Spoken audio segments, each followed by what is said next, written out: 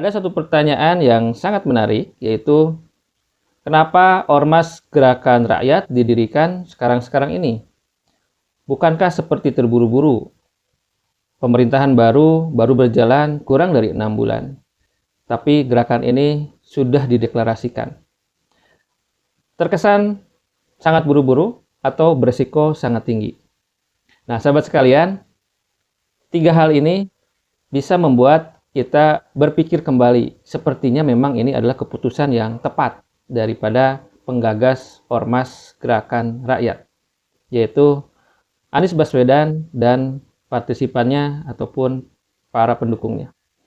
Apa saja 3 hal itu? Yang pertama, sahabat sekalian, Pilpres 2024 belum lama berakhir, kurang dari setahun. Ya, artinya memori tentang Pilpres masih ada. Simpatisan Anies Baswedan masih mengingat betul apa yang diperjuangkan oleh mereka pada Pilpres 2024 lalu. Nah, sahabat sekalian, ketika memori itu masih ada dan akan berpotensi pelan-pelan menghilang memori itu, terganti dengan memori-memori baru. Nah, di sini Anies Baswedan dan tim tentunya tidak ingin kehilangan momentum itu. Dukungan yang luas daripada masyarakat Indonesia dan masih terlihat tensinya masih cukup stabil, ya. Dukungan terhadap Anies Baswedan sekalipun setelah Pilpres itu membuat Anies Baswedan harus tetap menjaga suasana itu. Artinya dengan membuat Ormas sekarang ini, memori-memori itu bisa terus dijaga. Energi yang ada dalam memori, semangat yang ada dalam masyarakat pendukung Anies Baswedan itu masih bisa dijaga. Semangat-semangat masih bisa dipertahankan. Artinya apa? Artinya Anies Baswedan mengambil langkah sekarang dideklarasikan Ormas Gerakan Rakyat itu tepat. Itu paling tidak yang pertama. Yang kedua, pemerintahan Prabowo Subianto dinilai cukup kuat di awal. Harapan-harapan besar daripada masyarakat, baik yang mendukung pada awalnya, lebih kuat mendukungnya pada perjalanannya. Kemudian yang awalnya netral menjadi mendukung. Bahkan sebagian yang tidak mendukung Prabowo, jadi mendukung Prabowo. Dengan apa? Dengan harapan yang besar. Harapan-harapan besar itu sering dikemukakan. Misalkan pemerintahan dengan gaya baru, pemerintahan dengan visi baru, dan seterusnya.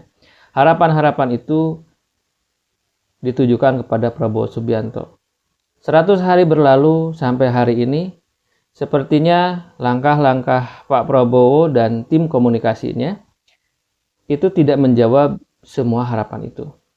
Sehingga timbullah beberapa aksi daripada masyarakat, demo dari mahasiswa, dan beberapa kejadian seperti pagar laut, kemudian korupsi, dan sebelumnya juga ada kelangkaan gas LPG, ya, korupsi Pertamina. Itu menjadi suatu yang sepertinya mengecewakan bagi sebagian masyarakat. Nah, kondisi itu tentunya juga didukung oleh faktor yang formal. Oposisi itu tidak terlihat. Ya, tidak terlihat. Artinya saluran oposisi itu sangat minim. Nah, di sini perlu ada saluran bagi masyarakat yang berbeda pemikiran, memiliki pemikiran-pemikiran, itu mesti tersalurkan. Maka Ormas Gerakan Rakyat itu bisa menjadi salah satu alternatif untuk para kelompok atau masyarakat yang berpikiran, ini saya tidak sejalan dengan pemerintah dan mesti memikirkan kembali, menata kembali seharusnya bagaimana.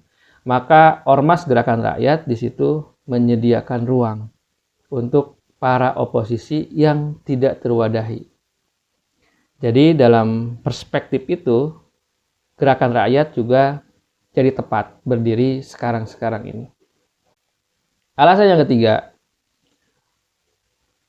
Pilpres itu masih jauh di 2029, tapi menyusun kekuatan dalam politik itu juga tidak gampang. Indonesia yang begitu luas dengan kabupaten, provinsi, kecamatan, sangat luas di seluruh Indonesia dengan persyaratan-persyaratan pemilu itu yang sangat sulit. Tentu ini menjadi satu starting yang tepat karena memiliki waktu yang panjang. Di konsolidasi yang memiliki waktu yang cukup, itu membuat ormas itu bisa, ormas gerakan rakyat bisa melihat liukan-liukan ataupun inovasi-inovasi baru atau langkah-langkah yang antisipatif. Apa yang mesti dilakukan? Selama waktunya masih memungkinkan, ormas gerakan rakyat bisa mengambil langkah-langkah yang memungkinkan untuk nanti mungkin berubah jadi partai dan mengikuti pemilu di tahun 2029 dan mencalonkan Anies Baswedan sebagai calon presidennya. Waktu itu merupakan modal yang penting yang tidak bisa dikembalikan lagi apabila mungkin deklarasinya itu dilakukan di tahun 2028 misalkan. Itu satu hal yang tidak mungkin dikembalikan. Maka semakin cepat momentumnya, semakin pas, semakin baik. Waktu adalah suatu modal berharga bagi ormas gerakan rakyat. Itu juga menjadi hal yang tepat dilakukan oleh ormas gerakan rakyat. Paling tidak itu sahabat sekalian, sebagai analisa menurut sahabat bagaimana, silahkan komen di sini. Semoga bermanfaat. Terima kasih atas perhatiannya. Wassalamualaikum warahmatullahi wabarakatuh.